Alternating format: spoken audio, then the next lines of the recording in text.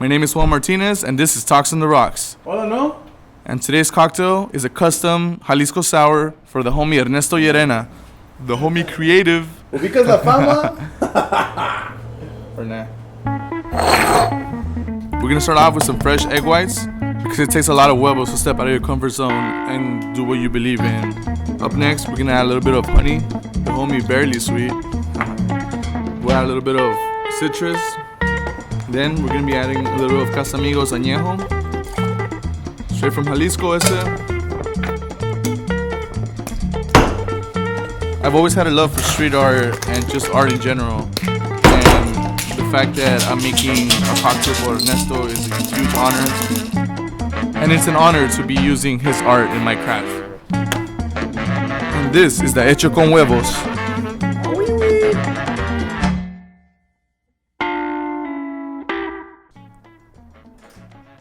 Oh wow, that's good. So I can taste the bitters. I never tasted bitters like that. That's the chocolate bitters. Yeah. That's good. The honey, obviously, like that lingers at the end. That's like what the aftertaste is the honey. That's dope. The chocolate. I'm thinking about it like if I think of my artwork, it's always about trying to be decolonial or trying to understand connection to my place in history. And chocolate's one of those ingredients that's been on this continent for a long time, and now, you know, even when it reminds me when I travel that everyone's like, you know, we have the best chocolate here. I'm like, just remember where that shit comes from, you know. It ain't from Australia, you know, it ain't from Sweden or wherever people say it's the best. So my name's Ernesto Yerena, Montejano, and I'm an artist. Sometimes activist, sometimes entrepreneur, and most of the time just a nerd that's into culture, art, music, film. Food, drinks, everything, life. So this is a long story, but it's a good one. I'm gonna grab my drink. I feel like I'm Ron White, and then with the Ron White sweat. I just need a fucking puro, you know? I'm from the Imperial Valley. I moved to San Diego in 2004. Went to art school, a really lame art school called Art Institute. Don't go there. Actually, it was when I first went there. I had a couple good teachers, and I had a lot of good friends that went around. So I'm not that bitter. I'm not calling it lame because my educational experience was terrible. It was just a couple things where I'm gonna get to that made it kind of lame, you know. So it was the first time I've ever kind of lived outside of the Imperial Valley. Like my whole life, I was just there. I lived in El Centro and then moved to Imperial. So I was kind of used to just living in that area. And it's also kind of the first time I ever noticed that there was people living at another like social class way higher than where I came from, you know. But my mind was always stuck about, you know, you're coming from humble beginnings, you know, definitely not coming from money. My parents worked pretty hard, and that's how kind of a lot of us, you know, working class folks, that's how we were coming up. But going to San Diego, it's like I'm going to school with kids that are, you know, 20, 22, and I was 17 at the time, and these kids are driving Mercedes-Benz to school, and I have my '89 Ford Ranger that my dad gave me, and like everyone's balling, and I just remember how different our backgrounds came. There wasn't like a lot of discrimination between the students. We all got along, but I remember psychologically what it does to you when you're just kind of like, whoa, like everyone around me is rich, like has rich parents, comes from money, and you know, I'm here driving my old car, and you know, my dad still wears those old jeans he's been wearing for forever, and it's like kind of it's a weird realization, and so basically what happened one day, because I'm around so much people that come from money there, and they dress up nice, and you know, I was still kind of wearing baggy stuff with my shaved head, and you know, that's just how it was in El Centro. It was super hot down there next to Mexicali, so we just shaved our heads. But it's in that area in Mission Valley in San Diego, like a pelon Mexican kid meant something completely different. Like, but in I was just a nerdy kid had a shaved head, you know, but being at that school, I can see people they would think things about me that weren't real, like, you know, this kid's trouble or this kid's something else, or you know, every now and then I can kind of sense it. One day at the school where I went, there was a little cafeteria area. One time I went through there, and all my friends were sitting on the table, and there's an iPod on the table, right? I remember seeing the iPod, and I said hi to everyone. I went to class, and I go to class, and then I stay after, and I'm hanging out in the classroom. After class, I would stay there and just draw because I didn't have the programs on my computer. As I'm leaving, a security comes and grabs me. He's like, "Hey, I need to talk to you." So he takes me downstairs and shows me a video of me supposedly stealing an iPod, right? And in the video, it just shows like a table. All of us are standing around. There's like 10 people around the table. And then I say bye to my friends and I leave, and then the iPod's gone. And so he trying to make, I'm like, dude, it looks like I took it, but I didn't. He's like, well, it looks because you did. Like, you stole it. And they're like, you know what happened last week? Someone stole a phone, and now they don't go to school here anymore. They got expelled. And it really started stressing me out because it's like, you know, I got on these loans. My parents had to sign them. And there's like, things are really kind of high stakes for me there. And then this guy's telling me I'm gonna get kicked out, and I didn't take it, but I'm like, man, they're gonna make it. They're just gonna do it. A week goes by, and they're still trying to, like, they want me to sign a thing that says I stole this so you can get rid of me. I'm like, dude, I'm not gonna sign that. I didn't do it. Like, I'm not gonna admit to that. But it started messing with like my psyche of like going to school, going to classes. I started missing classes, and it was really fucked up. You know, it tormented me and it started making me angry. So I would tell him, why don't you go and ask that girl what happened? Like, just ask her that. No, she hasn't called us. Like, it's still missing. I'm like, dude. So then I went and I asked, can I see the video again? And I looked at the video and I looked at everyone that was there, and I started asking people around.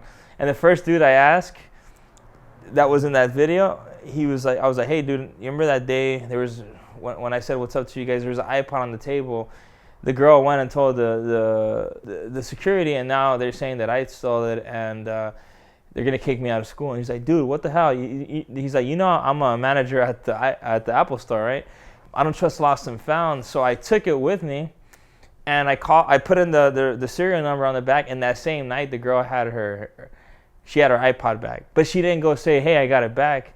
So then he went and go tell her, and she's like, oh my God, this sucks. So she goes and tells the people, and they're like, huh, how much did Ernesto pay you to say that? Like, how much did, and she's like, no, dude, like, for real. And it was a white girl, so they finally believed her. And then they say, oh, I'm sorry about the inconvenience. I'm like, nah, dude, fuck no. And so then I start looking for a lawyer, and I want to sue the school because they had like 3 weeks of just like, they're gonna kick me out, and I just wanted to get them so bad, you know. And I started getting vengeful and very angry, and I wanted to get them, you know. And the next quarter comes in, and I'm like still trying to figure out if I'm going to sue them or not. I become obsessed with it because I just want them to eat it, you know. I'm just like, I want to, you know, barely probably 18-year-old kid at that point. I just want them to just pay for being racist assholes, you know. And so my mom, she comes up and visits me, and she's like hanging out. And she's like, dude, you're like not the same anymore. You're angry, like you're upset. You're not like the sweet kid I knew. Like this really kind of ruined you, and maybe you should think about going to LA, moving to LA. And I'm like, nah. She's like, why don't we go check out the school? And in my mind, I was like, dude, I don't want to go to LA. I've never even been there as an older kid. I've been there when I was really young. But then I'm like, well, it's a free ride to go check it out. Like, so I told my parents, yeah, sure, let's go. So they come and pick me up. We come up to LA with my mom, my dad, and they take me to the campus right there in Koreatown, you know, the one on Wilshire. And I didn't like it, so we go to the one in Santa Monica, and I go in, and I look inside. I'm like, sucks, and I just go back out. My mom starts yelling at me. She's like, por eso venimos, manejamos 4 horas nomás para que dijeras que no, ni vas a mirar lo que está pasando and all that. So I go back up, and I'm just talking to a friend on the phone, like, I'm going to make time and pretend that I talk to the registrar or something. And literally as I'm leaving, the elevator is closing, and I see a flyer, and it's like, literally the next day, Shepard's going to be speaking up the street, and he's going to be doing a presentation on his work. And I was like, fuck. So I take that thing down, and I go, and I'm like, Mom, I didn't like the school. It still sucks, but I want to go to this. Like, I want to go to this. Anyways, my mom's like, yeah, I'll get you the tickets, but you got to come the next day. And it was $10 tickets, you know. So she got me 2 tickets. And I was telling her on the way, I got really excited. And I was like, Mom, like, I'm going to ask him for an internship. Maybe he'll be down. I'll show him some of my work. And she's like, well, he's like, do you promise that if he gives you an internship that you'll, like, drop the lawsuit? You'll drop the idea of suing these guys? And he's like, it's making you a bitter kid, and estás amargando, you know. And I was like, sure, I can do that. But I part of me was like, I still want to sue these guys, but I don't know. I don't think Chef's gonna give me the internship, so whatever. I'm still gonna sue these guys. And the next day comes around, we're driving, and my friend Dylan is just talking shit. Like, dude, I can't believe you brought your art. Like, that's so cheesy. Like this and that. I'm like, whatever, man. Like, it's gonna work. It's gonna work. And we go see Chef's his talk, and you know, he gives a good presentation. But it was like this is 2006, and this fool had literally like the old slides, dude, like the fucking the round slide thing. Yeah. And like some of them were upside down, and you could tell that fool just like fucking prepared shit like right before, and it was, I was like, this fool's crazy, you know. But gave a great presentation, hung out after, super cool.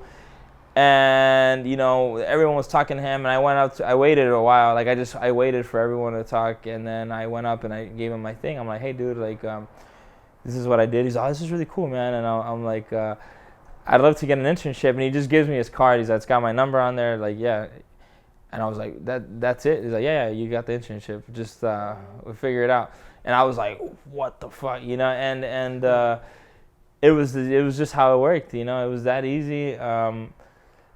It was a trip. Started working for him a couple months later. I moved up, and yeah, that was in 2006, and it changed my life, you know. And it comes, I think about it now, where like when I go through like hard points where like I feel like if I don't let it drag me down, or if I kind of keep my eyes on just being positive, that something will kind of work out for me, you know. But that was one of those things where like I was ready to just go crazy on those dudes, you know. Or it was a trip. It was, my life changed from like in 6 months, from like the dean chasing me in the parking lot trying to get me to sign papers, to kind of relinquish them of any wrongdoing. And then next thing you know, I'm working with Shepard and working with him in the office every day. And that was a dope time to do that. And like having random people come by, and you know, meeting Banksy when he came by, and it was such a golden era of like street art in Los Angeles, and I got to be around it, you know.